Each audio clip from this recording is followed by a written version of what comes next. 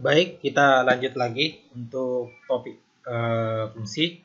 Jadi sebelumnya kita sudah mencontohkan bagaimana penggunaan prosedur baik dengan menggunakan desain logarithm maupun dengan implementasi di bahasa pemrograman C++.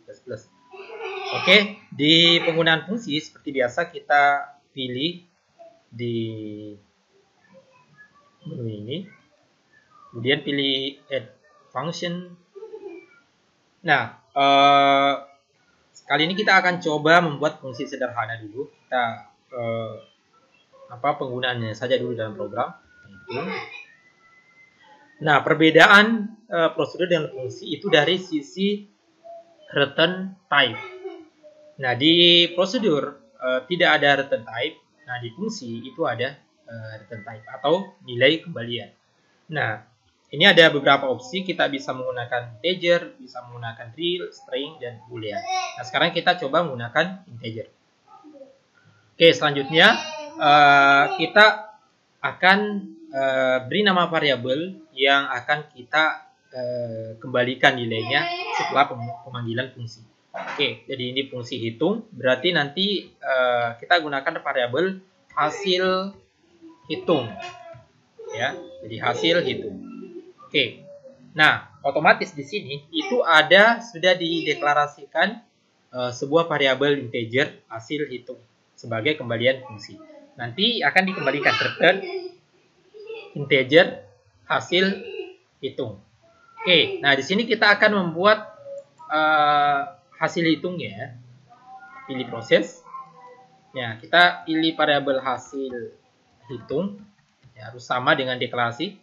Ya, ini ada huruf besarnya, ini juga harus sama. Oke, nah kita hanya akan mengimplementasikan secara mudah di sini perhitungan perkalian 3 dikali 4. Ya, 3 kali 4. Nah, ini akan dimasukkan ke sini, berarti hasil hitungnya nanti akan menjadi 12 kira-kira. Oke, nah seperti itu. Jadi ini prosesnya, ada deklarasi variabel hasil hitung, kemudian di return hasil hitung. Oke, selanjutnya kita kembali ke metode main. Nah, di metode main ini kita akan yang penting diketahui untuk membedakan antara prosedur dengan fungsi. Nah, di hasil pemanggilan fungsi itu karena dia akan mengembalikan hasil hitung, maka di dalam program utama ini kita harus mendeklarasikan variabel yang tipe datanya sama ya. Ya, kalau hitung tadi ini tipe data kembalinya adalah integer, maka di sini kita juga harus mendeklarasikan sebuah variabel yang akan menerima hasil kembalian tadi, yaitu bertipe integer. Nah, kita deklarasikan. Ini misalnya kita gunakan hasil. Oke. Hasil, kemudian kita gunakan variabel yang sama, integer. Oke. Nah, selanjutnya kita memanggil fungsi. Nah, kalau kita memanggil prosedur, kita menggunakan simbol call. Nah, kalau untuk memanggil fungsi, kita bisa menggunakan sign ini, simbol ini, proses ya. Nah, oke. Nah, yang akan kita pakai untuk menerima pemanggilan fungsi itu adalah hasil. Berarti kita tulis variabel hasil di sini. Kemudian tinggal kita memanggil fungsi untuk hitung. Fungsi hitung. Nah, seperti itu. Maka fungsi hitung ini ketika dipanggil, hasilnya akan masuk ke variabel hasil. Oke, nah selanjutnya kita akan tampilkan output. Ya, jadi output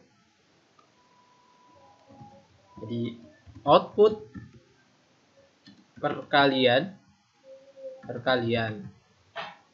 atau output pemanggilan fungsi hasil, fungsi hitung ya, hitung adalah variabelnya yang menerima adalah hasil, berarti tinggal kita tambah hasil. Oke, seperti itu. Nah, jadi program utama ini akan mendeklarasikan sebuah variabel hasil, lalu hasil ini kemudian akan memanggil fungsi hitung. Hasil perhitungan fungsi hitung ini akan diterima di variabel hasil. Nah, kemudian akan ditampilkan outputnya hasil pemanggilan fungsi hitung. Nah, fungsi hitung sendiri Nah, ini seperti ini. Ini akan mendeklarasikan hasil itu, kemudian menghitung perkalian 3 kali 4, kemudian masukkan ke variabel ini, kemudian variabel inilah yang dikembalikan ke pemanggil yang di sini. Kembalikan sini.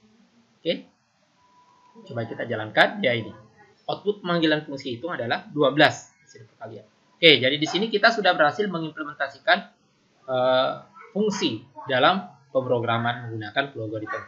Oke, nah jadi sekali lagi perbedaan dengan prosedur. Kalau prosedur itu tidak mengembalikan nilai, kalau fungsi dia mengembalikan nilai sehingga harus ada variabel penerima nilai yang tipe datanya sama dengan tipe data kembalian oleh fungsi.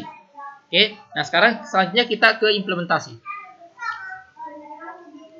Oke, sekarang kita ini 10 function. Oke, selanjutnya include IOStream, kemudian using namespace standar. Nah, seperti tadi kita harus mendeklarasikan fungsi terlebih dahulu. Ya, bisa juga langsung implementasi, tapi kali ini kita akan deklarasikan. Nah, kalau di prosedur itu menggunakan kata void seperti ini, maka kalau fungsi itu tidak menggunakan void, tapi menggunakan tipe data kembalian. Jadi dalam hal ini kita menggunakan integer, kemudian kita nama fungsinya hitung. Oke. Nah, selanjutnya itu kita deklarasikan sesuai dengan flowchart. Ya, kita deklarasikan integer, bukan yang ini ya. Hasil hitung. Ya, hitung. Hasil hitung. Oke, selanjutnya kita ke sini. Kita deklarasikan hasil hitung. Oke, kemudian hasil hitung itu mengambil nilai dari 3 kali 4. Setelah itu return hasil hitung. Oke, nah kita berhasil membuat ini implementasinya ya. Jadi tadi kita gunakan deklarasi hitung. Nah, ini baru deklarasi. Kalau ini sudah implementasi. Nah, ini kita deklarasikan. Tidak apa-apa, kita sudah implementasikan. Nah, selanjutnya kita seperti ini.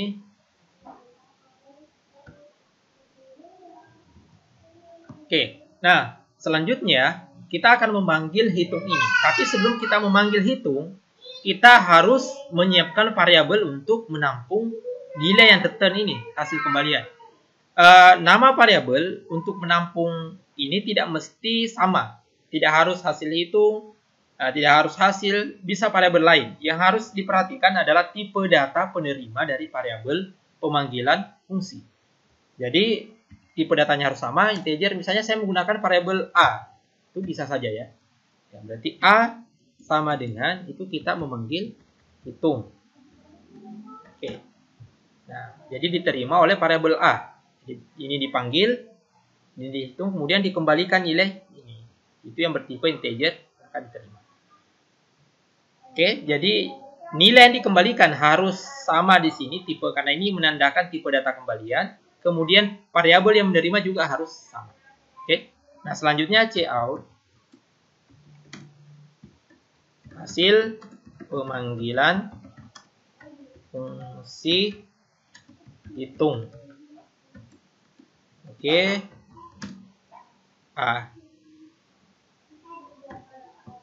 Oke, kita run.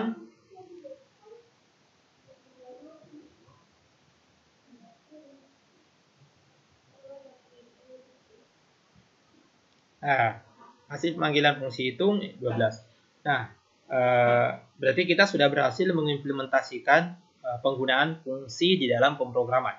Pada prinsipnya prosedur dan fungsi itu sama saja, yaitu mengelompokkan sebuah fungsi berbeda dari program supaya tidak menumpuk di satu kode seperti ini.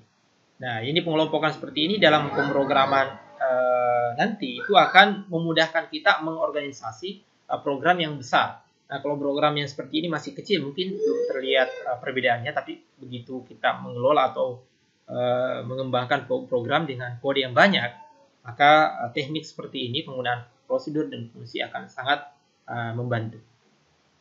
Oke, demikian selanjutnya kita akan melanjutkan pembahasan prosedur dan fungsi menggunakan parameter.